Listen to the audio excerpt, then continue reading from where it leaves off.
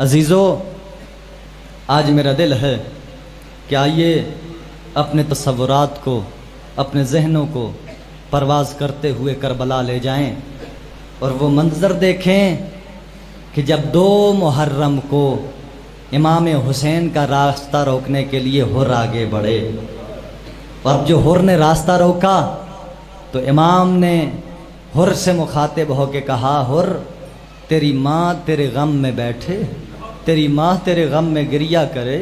حر نے عجیب جواب دیا، ہاتھ اس کا مولا کے ذوالجناح کے لگام میں تھا، پلٹ کر کہا، حسین اگر تیری ماں جناب سیدہ نہ ہوتی نا تو میں تجھے ضرور جواب دیتا۔ حسین کی معرفت کی آنکھ نے پہچان لیا کہ جو میری ماں کا احترام کرے وہ جہنمی نہیں ہو سکتا۔ اجرکم عند اللہ، اجرکم عند اللہ، جتنے روئے ہو مولا تمہاری آوازوں کو اپنی بارگاہ میں عبادت شمار کیا کرے۔ اور میں ایک جملہ کہا کرتا ہوں، یقیناً میں نے کہا ہے آپ کے سامنے بھی، کہ میرے مولا امام جعفر صادق علیہ السلام فرماتے ہیں کہ میرا اللہ ان آوازوں پر رحمت فرما جو مزد ہوتی ہیں، اور امام رضا علیہ السلام فرماتے ہیں جب میرے جد مظلوم کا مصائب پڑا جائے نا تو ایسے رویا کرو جیسے بوڑھی ماں اپنے جوان بیٹے کے جنازے پہ روتی ہے۔ کسی نے سوال کیا، مولا ایسا کیوں ہے؟ کہا تمہیں پتہ ہے کہ میرا مظلوم بابا وہ ہے جسے ایسے ذبح کیا گیا جیسے لوگ قربانی کو ذبح کیا کرتے ہیں۔ اجرکم عند اللہ، بس عزادارو، اب جناب حر نے جو راستہ روکا، کربلا میں امام کا قیام ہوا۔ یہ پہلا انسان ہے کہ جس نے امام کا راستہ روکا۔ اگر یہ راستہ نہ روکتا نا تو شاید کربلا بپا نہ ہوتی، امام کا علی اکبر شہید نہ ہوتا، امام کا علی اصغر بچ جاتا۔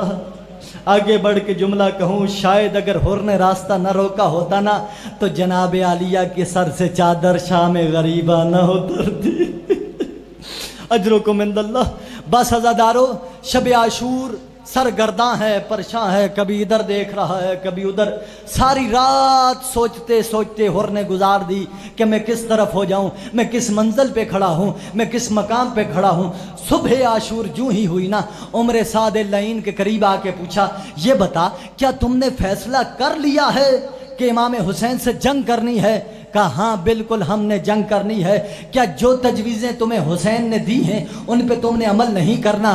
کہا میں کیا کروں، میں مجبور ہوں، امیر کی طرف سے حکم آیا ہے کہ جنگ کرنی ہے۔ اب حر پلٹ کر واپس آئے۔ حر کی کیفیت کیا تھی؟ چہرے کا رنگ بدلا ہوا ہے، ہاتھوں میں لرزہ ہے، پاؤں زمین پہ ٹک نہیں رہے۔ یا ساتھی نے پوچھا جس کا نام مہاجر تھا، اس نے کہا حر میں تمہاری حالت بڑی عجیب دیکھ رہا ہوں، اگر کوفہ میں کوئی مجھ سے پوچھے یہ تو بتا سب سے دلاور سب سے شجاع کون ہے؟ اے حر میں تیرا نام دوں، آج بتا تو صحیح تیری یہ کیفیت کیا ہے، تیری یہ حالت کیا ہے؟ حر نے کہا میں اپنے آپ کو جنت اور دوزخ کے درمیان میں کھڑا پا رہا ہوں، اب بس یہ فیصلہ کرنا ہے۔ اور ہاں میں نے یہ فیصلہ کر لیا ہے کہ میں خود کو جنت کے دروازے پہ لے جاؤں گا، اب چاہے میرے ٹکڑے ٹکڑے ہو جائیں، چاہے مجھے جلا دیا جائے۔ اب حر اپنے گھوڑے پر بیٹھے ہیں، اپنے ہاتھوں پہ پسے گردن رکھا ہے، اپنی ڈھال کو الٹ کر لیا ہے اور خیام حسینی کی طرف بڑھنا شروع کیا۔ جو ہی خیام حسینی کی طرف بڑھے نا، خیام حسینی سے کسی کی نگاہ پڑ گئی، کسی نے کہا وہ دیکھو کوئی آ رہا ہے۔ یہ کہنا تھا، امام حسین کے چہرے پر مسکراہٹ آئی، مسکراتے ہوئے کہا عباس آگے بڑھ کے استقبال کرو، ارے میرا مہمان حر آ رہا ہے۔ اجرکم عند اللہ، میرا مہمان حر آ رہا ہے۔ حر خیام حسینی کے قریب آئے، مولا عباس نے استقبال کیا۔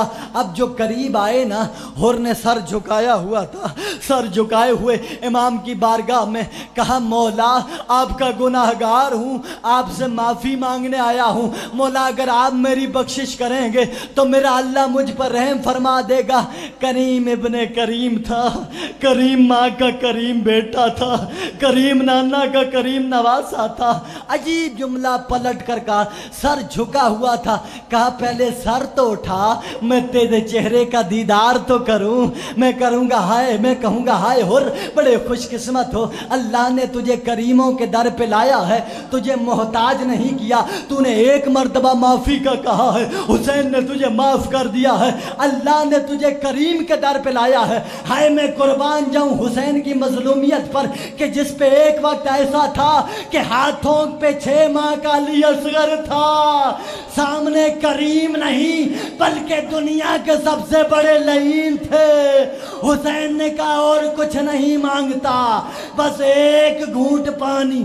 اللہ اکبر، اللہ اکبر۔ مولا کسی غم میں نہ رلائے، بس عزادارو ایک منزل بڑھاؤں۔ اب جو معافی مل گئی نا تو جناب حر نے کہا مولا میں گھوڑے سے نیچے نہیں اترنا چاہتا، بس یہیں پر مجھے اجازت دیجئے، میں میدان کربلا کی طرف جاتا ہوں اور جا کر اپنے آپ کو آپ پہ قربان کرنا چاہتا ہوں۔ امام کی طرف سے اجازت ملی، جناب حر میدان کی طرف بڑھے۔ اب جناب حر نے جنگ کرنا شروع کی، جنگ کرتے کرتے ایک مقام ایسا آیا، بے ساختہ حر کی زبان سے نکلا السلام علیکہ یا ابا عبداللہ، اے میرے مولا حر کا آخری سلام ہو۔ امام حسین نے جلدی سے اپنے آپ کو حر پہ پہنچایا۔ اب امام حسین نے حر کی کیفیت دیکھی، حر کا سر اٹھایا، اپنی گود میں رکھا، حر کے چہرے سے خاک کو صاف کیا۔ میں کہوں گا حر بڑے خوش قسمت ہو کہ جب تم گھوڑے کی زین سے زمین پر لگے تمہارے چہرے سے خاک صاف کرنے کے لیے حسین موجود تھے۔ ہے جب حسین گھوڑے کی زین سے زمین پر آئے تو حسین کے چہرے سے کوئی خاک صاف کرنے والا نہ تھا۔ اجرکم عند اللہ، بس آخری جملہ، اجرکم عند اللہ۔ جو رو رہے ہو مولا کسی غم میں نہ رلائے، جو کیفیت رونے کی شکل میں ہو اللہ تمہارا پرسہ قبول کرے۔ عزادارو آخری منزل سن لو۔ اب جو امام حسین نے حر کے چہرے کو دیکھا، پیشانی پہ ایک زخم تھا جس سے مسلسل خون جاری تھا۔ حسین نے ہاتھ رکھا، خون رک نہیں رہا، یا حسین نے اپنے دامن سے ایک رومال نکالا۔ رومال کو دیکھ کے حسین نے کہا حر بڑے خوش قسمت ہو، میں تمہاری پیشانی پر رومال باندھنے جا رہا ہوں، جو رومال کسی اور ہاتھوں نے نہیں بلکہ میری ماں زہرا کے ہاتھوں سے بنا ہوا ہے۔ حر کی پیشانی پر جناب سیدہ کے ہاتھوں کا بنا ہوا رومال ادھر سے امام حسین نے باندھا، ادھر خون کا فوارہ رک گیا۔ میں کہوں گا وار حر تیری قسمت کہ جس کے زخم پر جناب زہرا کے ہاتھوں کا بنا ہوا رومال امام حسین نے باندھا۔ مگر ہائے قربان جاؤں مظلوم کربلا کی مظلومیت پر کہ جس کے زخموں پر باندھنے کے لیے نہ کوئی کپڑا تھا، نہ باندھنے والا کوئی ساتھی۔